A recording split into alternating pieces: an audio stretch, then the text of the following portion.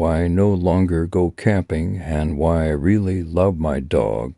To understand my story, you sort of have to know a tiny bit about trespassing laws in our country, and that we don't have any so long as you're respectful and non-destructive. You can walk over any hills you like and, in my case, camp on any beach of your choosing so long as once you leave the area is how you found it.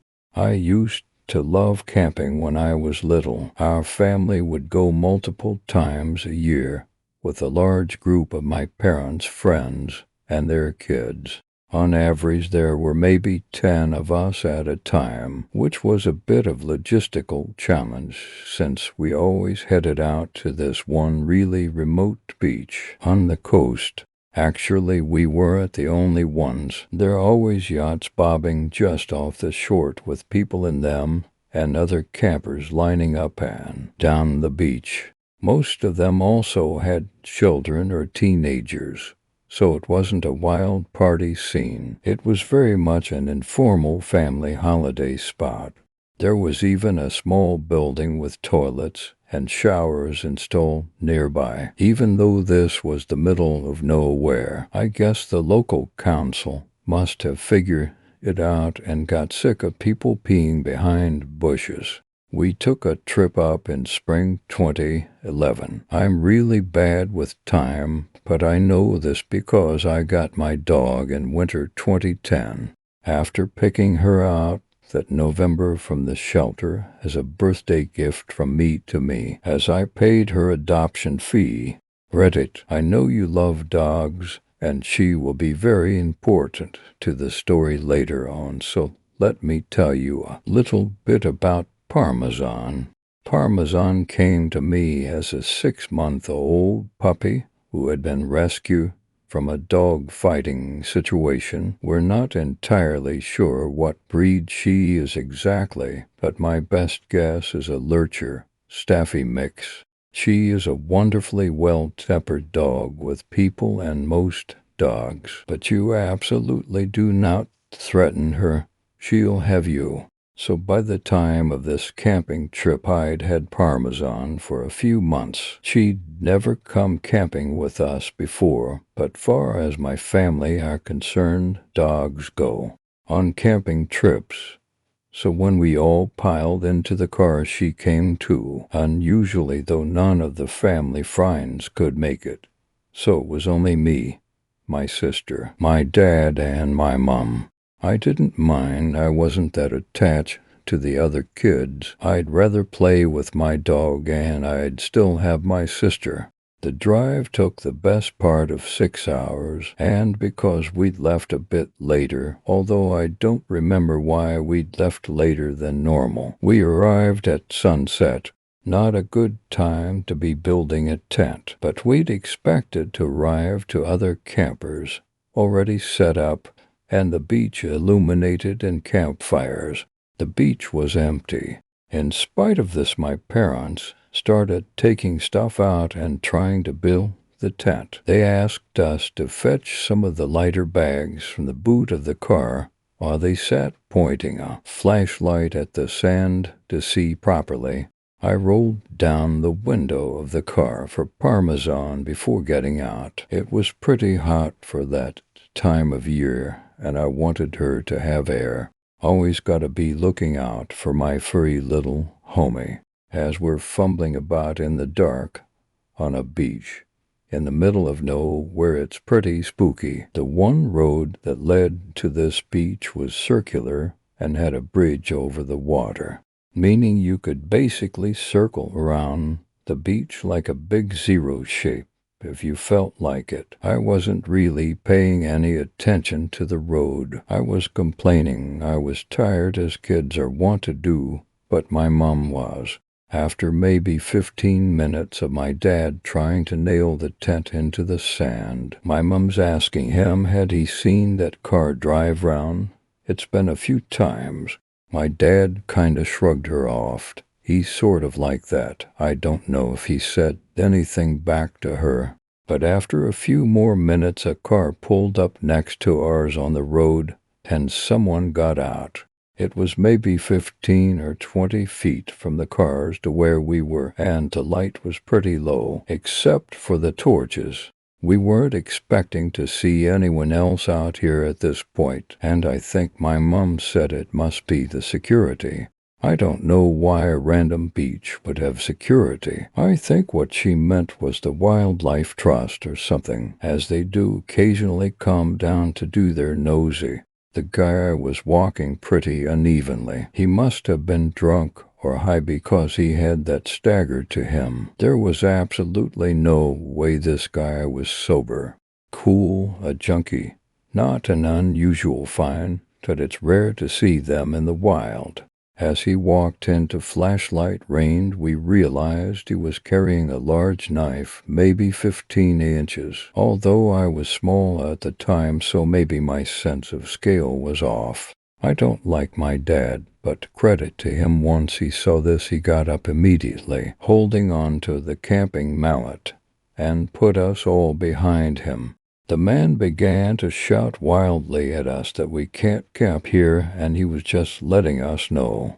My dad tried to initially be a bit low-key with the guy and told him that was fine. We'd leave, but this didn't work. He kept coming closer to us, so my dad started shouting, and the man kept shouting back. My sister and I were crying. I remember shaking. I was utterly terrified, as I am sure anyone would be in that situation.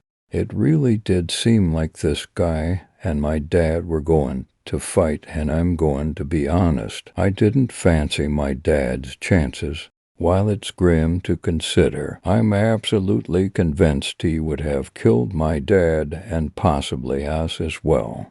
Once he was done, as I don't think my mother would have had the common sense to run with us. I love her, but she's always put Dad and her relationship with him above us. This isn't how it went down. A bolt from the black, like a wolf descending on its prey, took us all by surprise, most of all the man with the knife. In that moment, Parmesan was the apex predator large canines represent in nature. She got him good by the arm and clamped down hard, ripping his jacket and shredding the skin underneath. He dropped the knife as it had been in the arm she had got him by. He kicked her, he punched her, and eventually got her off. He grabbed the knife from the sand and ran back to his car and drove off. Parmesan didn't follow him.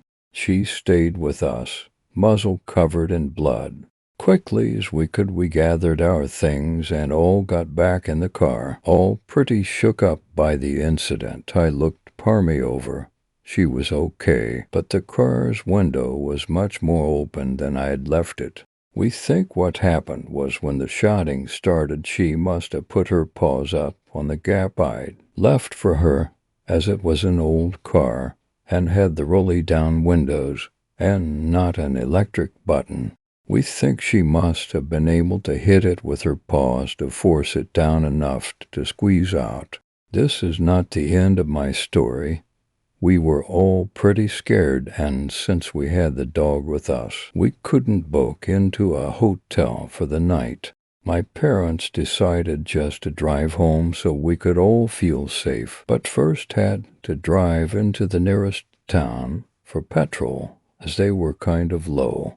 I spent the time trying to clean Parmesan up a little. I'd always loved dogs, but what she'd just done for me blew my mind.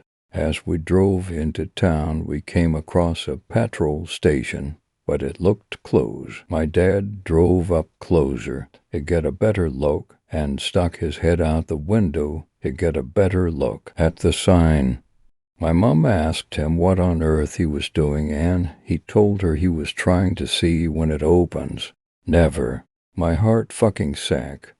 Parked in the corner, behind a van so we hadn't seen him at first, was the man with the knife. He was sitting on the boot of his car, using some tissue paper to clean up his arm. It looked pretty bad. Without stopping to refuel or look anywhere else in town, my dad drove right out of there. He decided to go to the next town over, but this was remove. The next town over was 60 miles away. He didn't have that much petrol. We realized as we began driving, we were going to break down. That's fine.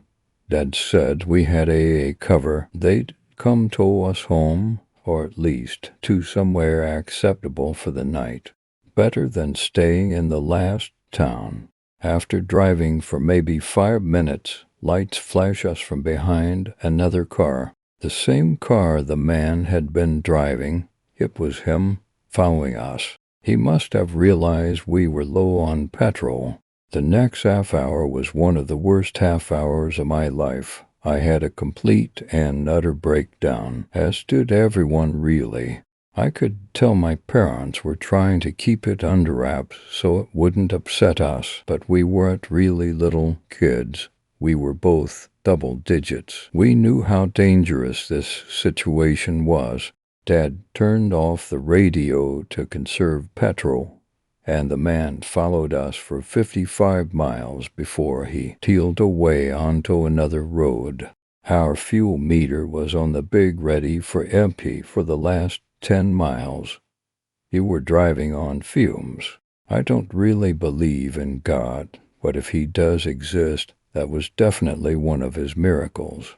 Once we got there, we drove into a petrol station and refilled to a full tank before driving the rest of the way home. Sister and I slept in the car after that.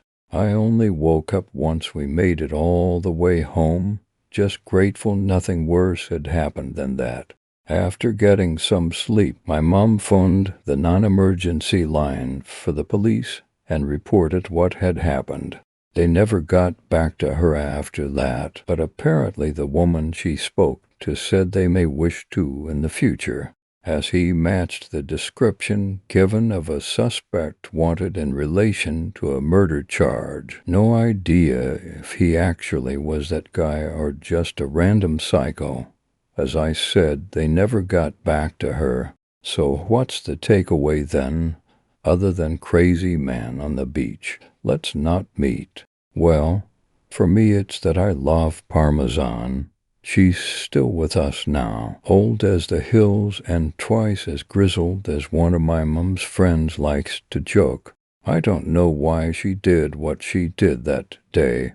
I couldn't tell you what her thought process was. What I do know is that this poor puppy was born into an environment where they abused and neglected her, only to be rescued and taken to a shelter where her mother and siblings all found homes before her. Despite how badly people had treated her, when I took her home she forgave, but never forgot. I think the saying is I never trust a person who doesn't like a dog, but I always trust a dog when they don't like a person. They have a very good understanding of human body language, and I think she must have understood how much danger we were in. If you're able to, please adopt. You might find yourself in a situation like mine one day. I promise you, if you're willing to save a four-legged friend's life, they will pay you back tenfold if they're able to, without a thought for their own safety. I paid $78 for Parmesan's adoption fee, which is a lot when you're a kid, but it chills me to my bones, knowing if I hadn't been so instant on a dog, I might be dead. Story 2. Camping Hell.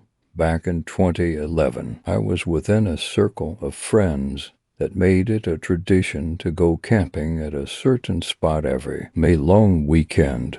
The spot we chose was in a beautiful area right on the edge of a large lake and was located on government land.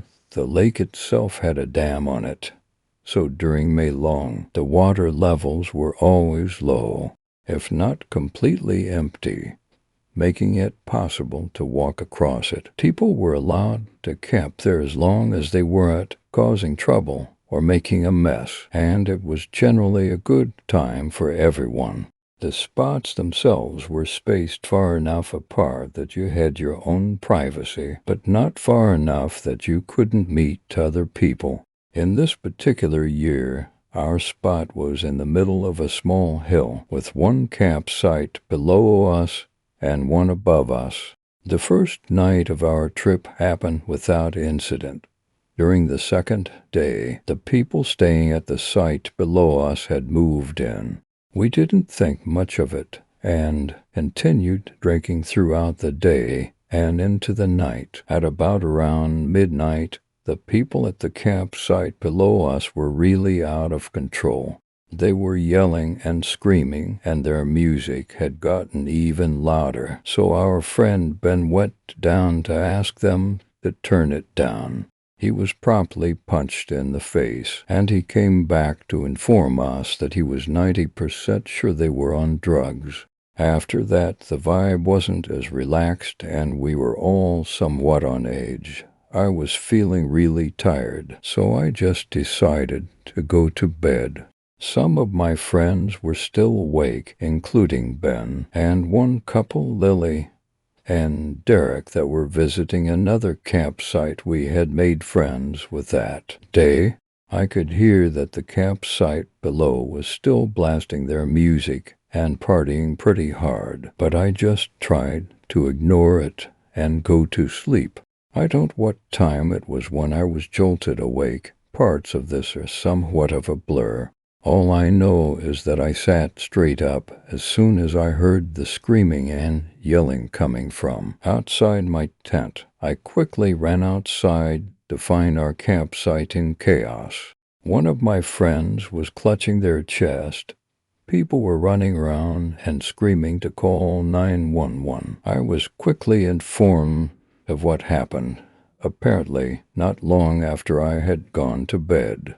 The people camping at the site below us decided they weren't finished talking to Ben, and on their way up, they had encountered the Lily and Derek walking back. Now Derek and Ben are about the same height and have the same color hair, so they assumed that Derek was Ben and bottled both him and Lily over the head with a full glass bottle. I don't know if it was the same guys that showed up at our campsite, but I was told that everyone else was sitting around the fire when 2 or 3 huge guys appeared from the darkness and walked over to them.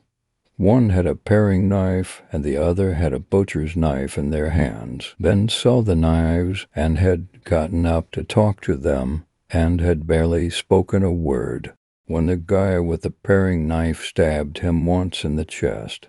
At the same time, some people from the campsite above had seen the guys coming and came down to help. One of the guys, Tim, was coming down the hill when the guy with the butcher's knife ran up to him and stabbed him in the stomach. From there, sheer panic ensued. People called 911. But the ambulance was over a half an hour away. This is where I came out of the tent. Tim's wound was bleeding profusely, and he was losing blood way too quickly. His friends ended up putting him in the back of his car and speeding off to meet the ambulance. Halfway, Ben was also bleeding, but his wound wasn't as deep as Tim's, and we were able to keep him calm until an ambulance arrived. The guys with the knives ran off into the darkness, back down to their campsite, and took off in their Land Rover. My boyfriend at the time and I had gotten into his car and drove to the entrance to try and flag down the policemen on their way to the scene. Once they arrived, we were informed to stay in the car as they had released a canine search unit to hunt down the people who stabbed our friends. By the end of the night, they had arrested the men. They had tried to flee by driving their vehicle across the lake bed. Where they got stuck in a muddy section of the lake, they were on a concoction of several drugs, as suspected. Luckily, both Tim and Ben survived, although Tim had lost a lot of blood and took a few weeks to recover from his wounds. Derek and Lily had huge goose eggs, and possibly one person had a concussion, but I can't recall. It was definitely the scariest thing I have ever experienced. Story 3. My old summer camp counselor. First, some background. I'm a 22-year-old college senior about to graduate and start medical school in the fall. This happened when I was in elementary school. So over a decade ago, over the summer way back then, my mom sent me to YMCA summer camp. I enjoy going in every day and hanging out with all my friends from school who also went to the camp, but I especially love one of the counselors, Mike. Mike was always sitting in the same spot when I got dropped off in the morning, and he would see me walk in and put a huge smile on his face.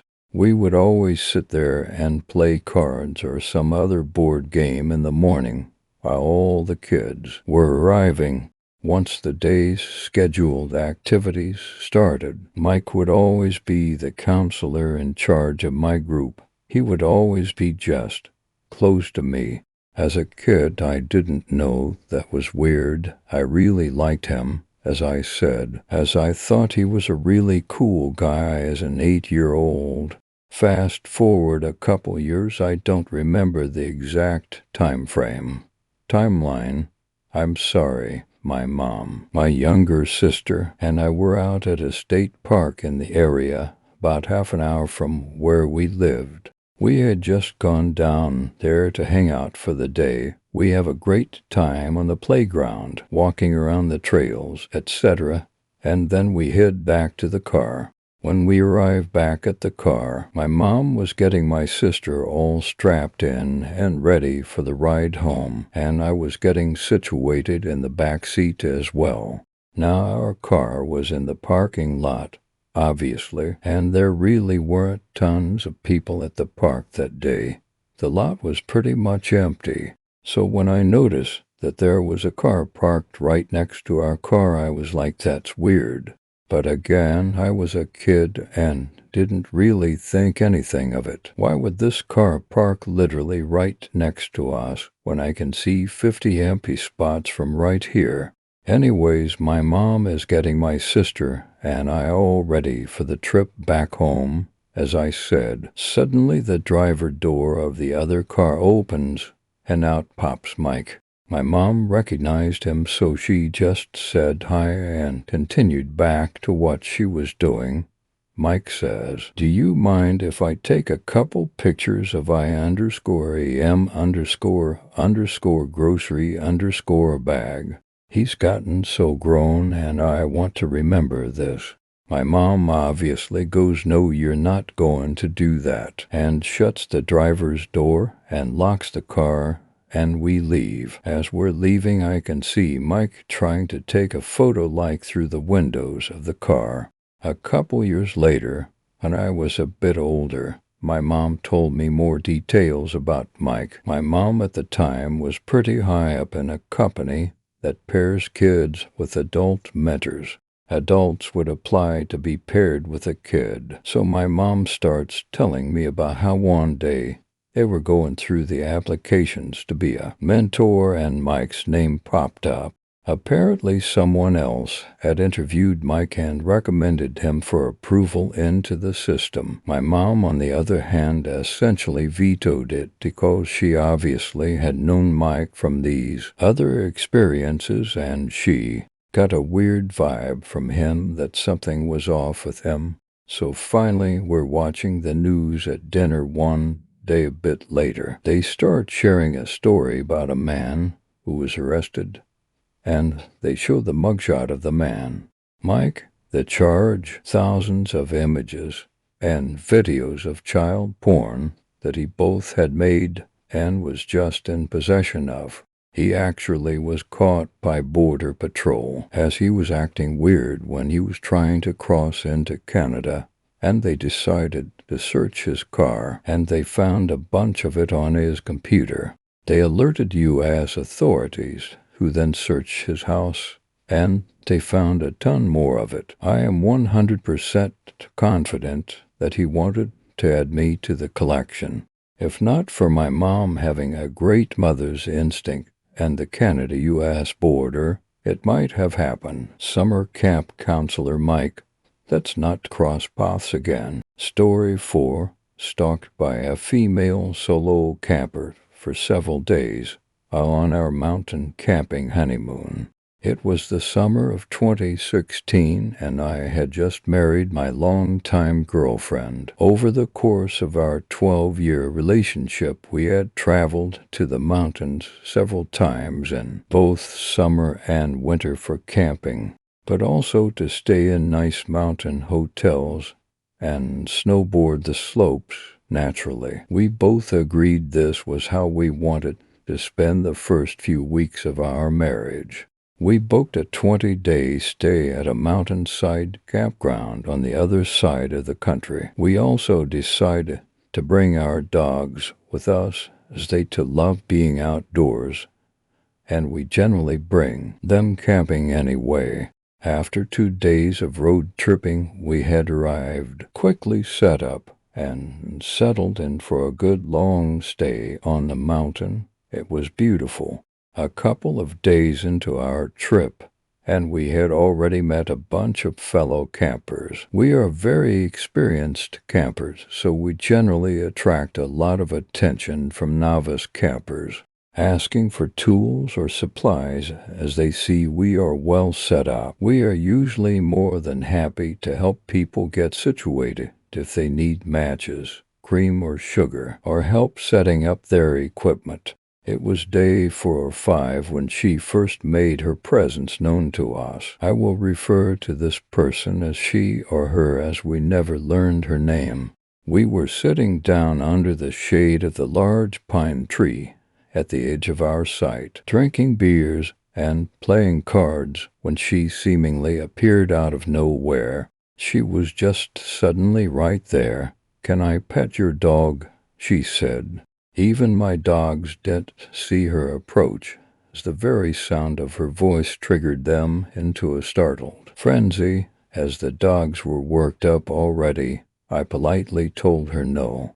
Then she just stood there, at the edge of our site, didn't say a word, just stood there sort of existing, but not really doing anything. She wasn't exactly staring at us or looking at anything in particular. I asked her if she needed anything, and she said no. After a few minutes, she walked off.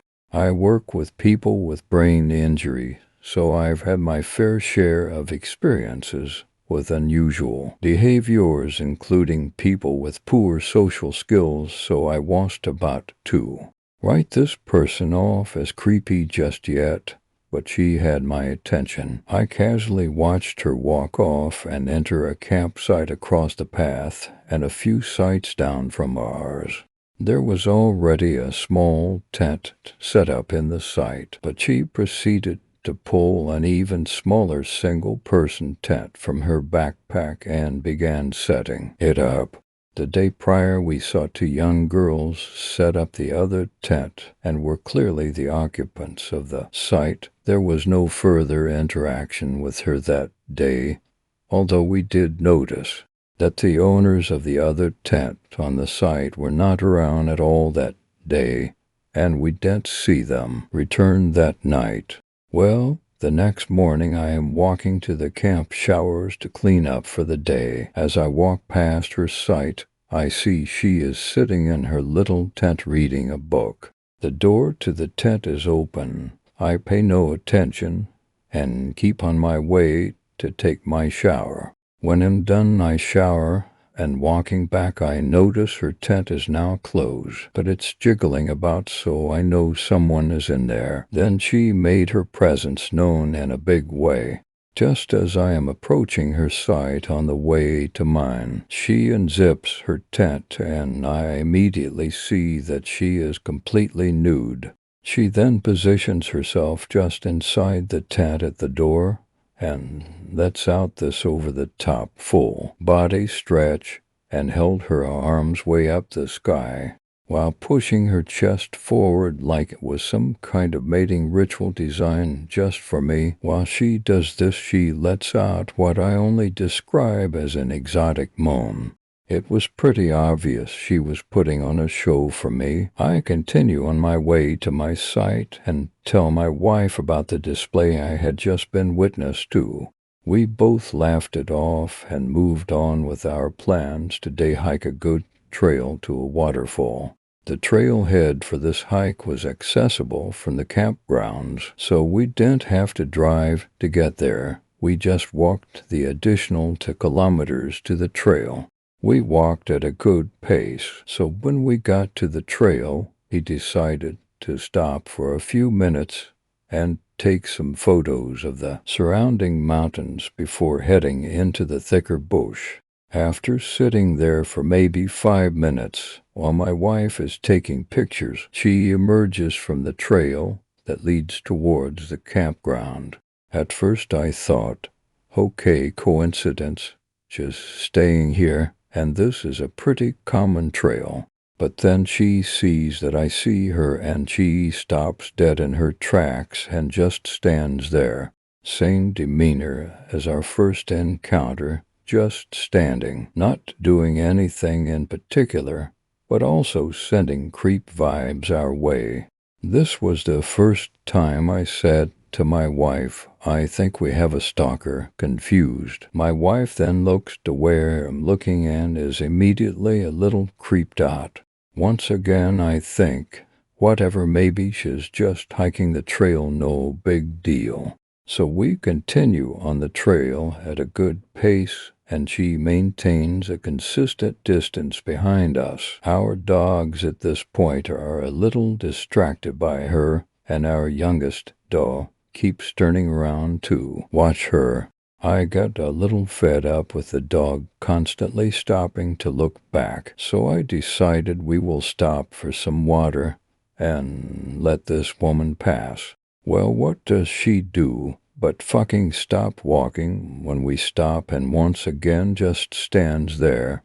Okay, so now we are genuinely concerned because this is approaching horror suspense movie creep level, and I start to wonder what this girl's intentions are. Standing motionless at that distance and refusing to pass us just ramped up the oh shit factor to about 9, so my wife and I agreed to just give her and cut the hike short.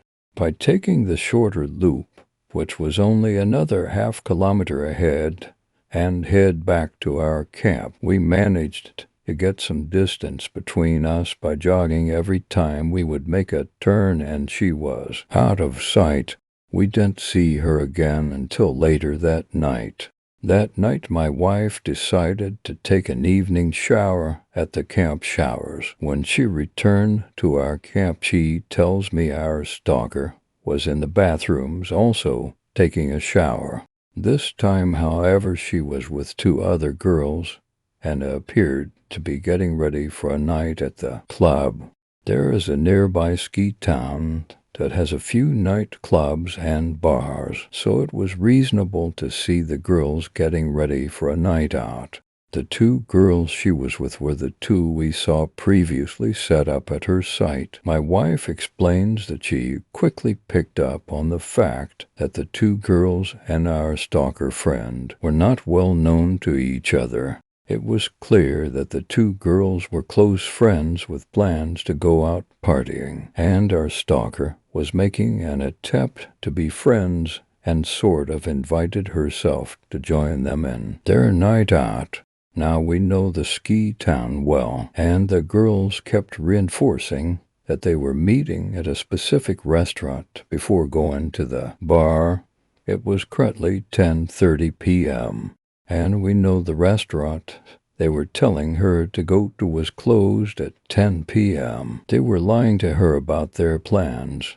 The stalker kept asking them too, "Are you sure of this place? Are you sure?" They convinced her, and she then left to her tent to finish getting ready while the 2 friends stayed in the bathroom to finish their makeup. My wife went on to explain how after she left, the 2 friends were mocking and making fun of our stalker. They were young 20-somethings acting like little girls in elementary school. My wife has no time for that. Creepy stalker or not, she had to say something to the girls for their behavior. My wife calls them out on their behavior. Well, putting all the catty bitch bullying aside, the girls explained to my wife that the stalker girl had set up her tent on their site when they were staying with a friend in the ski town.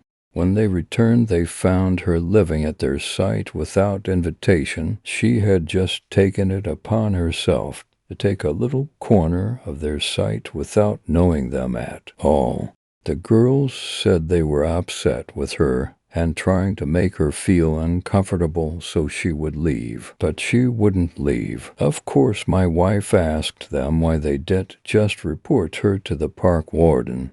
The excuse they gave was they were leaving the next day and didn't want to make a huge deal out of it. So whatever happened between them and the fake late dinner plans and clubbing is unknown to us. About 3:00 a.m. that same night, we are all woken to a blood-curdling scream right outside our camper. At first I was like, holy shit, that must be a wild animal. My wife is trembling, dogs barking, and I am startled but curious. I peel back the window cover to see her standing motionless on the path outside our trailer. I had the window covered down maybe 8 to 10 centimeters when she appears to make direct eye contact with me.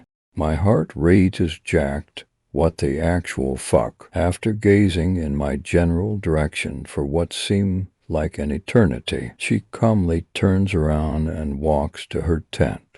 I go make sure our trailer is locked. After a good hour and a stiff whiskey, we manage to get back to sleep. So the next day is a Friday. We have friends from a nearby major city coming up the mountains to spend the weekend with us. We haven't seen them in a while, so we are excited for a couple days together. Well, they are not at our site for 15 minutes, and as they are setting up their tent, she mysteriously appears out of nowhere yet again. Like bam, there she is, but now this time she is actually in our sight. I hadn't had a chance to tell our friends about her before she arrived, so they were a little more friendly than I was. She asks me once again if she can pet my dog, who during all of this is barking at her. I think I said something like she is being very friendly towards you right now, so I would prefer if you didn't. She didn't pet my dog, but she also just stood there staring at me like she was considering how she would dismember my limbs. She then notices our friend's tent brand as he is still setting it up and comments on how it's the same model as hers, although a larger sleeping capacity. My buddy has picked up on the creep vibes and my general displeasure with her presence, so just gives her the "oh yeah, cool" and keeps setting it up. Well, she starts grabbing at the tent pegs and picks up the hammer and says she will help him set it up 'cause she has experience with it. My buddy declines and asks for his tools back. Cue the fucking psychopath stare down. To this time she has a hammer in hand, adding to the oh shit factor.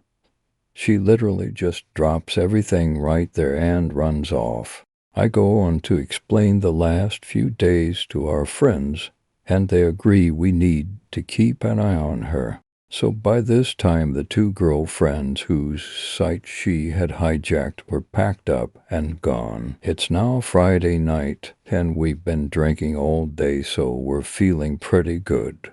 It's maybe about 11 p.m. when she walks over to our site again. She says, "Hey, you guys seem to have a lot of extra room with the tent and the camper. Do you think I could stay with you guys tonight? We could have a lot of fun in there together." My buddy is feeling pretty good from all the day beers, so is pretty forward when he replies, "Did you just propose a gang bang to us?" Now this whole time and just sitting in my camp chair with my whiskey taking this all in, she wasn't really taking notice to me at all so far. Then she smiles, turns her head, looks directly down at me, and says, "I like your friend." She then turns around and walks away into the darkness of the night towards the forest. What the fuck? We are all now terrified she is going to return. I decided right then and there if we see her again in a creepy fashion, I am calling the park warden. This is getting silly. Well, the night is winding down, so we all decide to walk together to the bathrooms to clean up for bed. My wife pulls on my hoodie and says, "Babe, look." I look over to see that the site she was set up on is completely destroyed. Shit everywhere. Just stuff, garbage, clothing, food. Everywhere. I thought, okay, this is weird. Could this have been a bear? No, we would have heard it. I then noticed that the tent is gone. She is gone and left the site a complete mess. As luck would have it, the park patrol was completing their fire rounds and were at the messed up site when we were returning from the bathrooms. We told them there was a girl staying on her who was acting erratic, and we suspected she was squatting on the site. Based on our conversation with the two girls from earlier in the week, we didn't see her again for the rest of our trip until the last full day. There is a great little lookout point not far from our site which has amazing views of the river and valley below, and it was a perfect evening to see the sunset behind the mountains. It was a lovely final send-off to an otherwise beautiful honeymoon.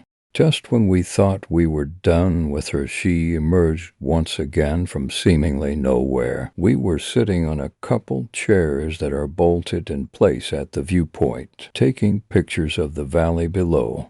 As my wife is looking through the camera viewfinder, she picks up on the woman in the distance. She is standing in woods a little ways down mountain towards the valley, watching us. As her final act, she walked up the mountainside and sat right beside us on a boulder that was beside the chairs. She says nothing, just sits there. My wife has the brilliant idea of asking me to take one last picture of the scenery, and she gives me a little wink. I pick up on her idea right away, and I position myself so this woman is going to be in the picture. My wife wanted this lady's photo in the event something bad happens with her before we can leave the area. We took our final looks out at the beautiful scenery and headed to our camp for the night. We didn't see or hear from her again. Upon reflection, we agreed this woman had some serious mental health issues, obviously. She had zero social skills, and we did witness her attempt to make friends with those two girls that shafted her in a terrible way. That being said, she did things way beyond the realm of acceptable social awkwardness. There were moments I thought she would pull out a knife and kill us all where we stood. More than that, the stalking, the midnight screaming and running off into the woods at night was terrifying to us, and I feel a story worthy of this sub. I do have the photo on a thumb drive somewhere, and we'll see about uploading a pixelated photo if it's appropriate. To anyone else, the picture just looks like a person is sitting in the shot, but to us, it's a reminder of our wild adventure and start of our amazing marriage. To our honeymoon stalker, let's not meet ever again. Story 5. Stalked at night while car camping in rural Washington. This happened to my husband and I about 3 years ago, late November. It still gives us chills to this day. While living in Seattle, my husband and I would frequently go surfing. Usually we'd drive out to Nia Bay or Westport, But on this particular weekend, the surf report looked pretty messy for spots located directly on the coast. We decided instead to try hitting some spots along the Strait of Juan de Fuca. The land along the strait is beautiful but remote. You can only access it by driving all along Highway 112, which runs from Port Angeles to Neah Bay. There's no cell service along almost all of Highway 112 and only a smattering of small towns. So we decide to try surfing along the strait at this one spot. Twin would surfed there before and had a good lay of the land.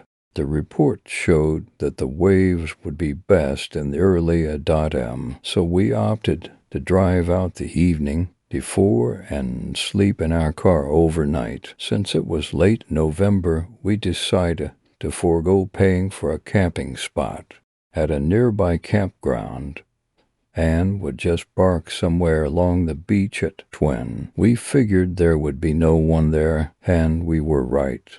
We arrived around 3:30 p.m., and the only other people parked were a young couple in their Westphalia. Nothing terribly eventful occurred between our arrival and 7 p.m. We arrived, cooked some dinner, and I took a quick walk along the beach.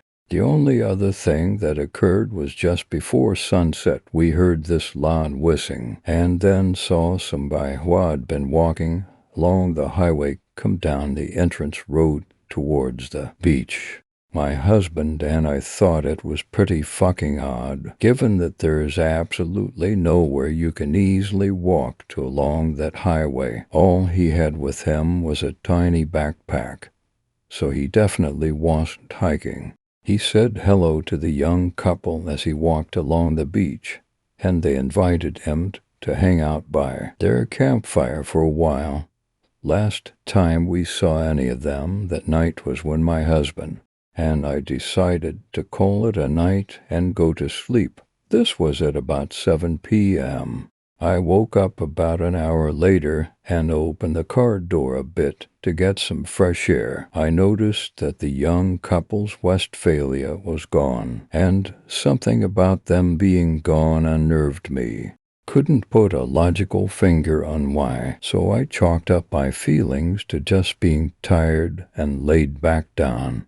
When I woke up next, it was close to 11 p.m., and this time I shot up so quickly that my husband woke up. He asked what was wrong, and I said nothing, just that I woke up startled. He seemed completely relaxed and fell back asleep, but I stayed up for about 15 minutes trying to listen for anything. In hindsight, I think my intuition was screaming to me that something was off. Since I didn't hear anything, I laid back down and really tried to focus on getting some sleep. About 20 minutes later, I woke up again, and this time my husband was already up. He was sitting silently, listening. Him sitting so still freaked me out, so I turned on the interior car lights and asked him what was up. He whispered someone was tapping on the windows. I remember feeling this deep sense of dread. When I woke up a few hours, I noticed that couple and the Westphalia left. There's no one else camping here. At that, we both put our shoes on, grabbed flashlights and knife, pepper spray, and opened the doors. Total silence, pitch black darkness. My husband started up towards the trees behind us to look around, while I stood by our car and shined a light down onto the beach. I saw no one and sat on the back bumper while he continued to look. I checked to see if I had cell service. Nope, nothing. Maybe 2 minutes later he returned, walking fast. We need to leave. There's a car parked up by the exit road. It's just sitting there with the lights off and the ignition on. I couldn't tell if there was anyone inside. In no more than 60 seconds, we threw everything in the front seats into the back where we'd been sleeping, started the car, and started driving back up towards the entrance road. We didn't want to chance taking the exit road and driving by that car. We peeled out of there so fucking fast, but in a moment of disorientation, my husband turned the wrong way and started driving down the highway towards Nia Bay. As we started going the wrong way, we drove past the exit road, and lo and behold, there was the car, now with its lights on. A few seconds later, we both noticed that the car was speeding up behind us. I practically screamed, "What the fuck are you doing? There's basically nowhere to turn around. The highway is narrow, with forest on one side and ocean on the other." Luckily, we saw a small turnout coming up. I remember my husband just saying "fuck, fuck, fuck," and then cutting hard to the left. As soon as we cut left, the person that's following us just kept going in the same direction. We took off down the highway going like 90 back towards Port Angeles. No one followed us the rest of the way back. I still feel deeply creeped out when thinking about the intentions of whoever was in that car. To whoever stalked us in the night, let's never meet again.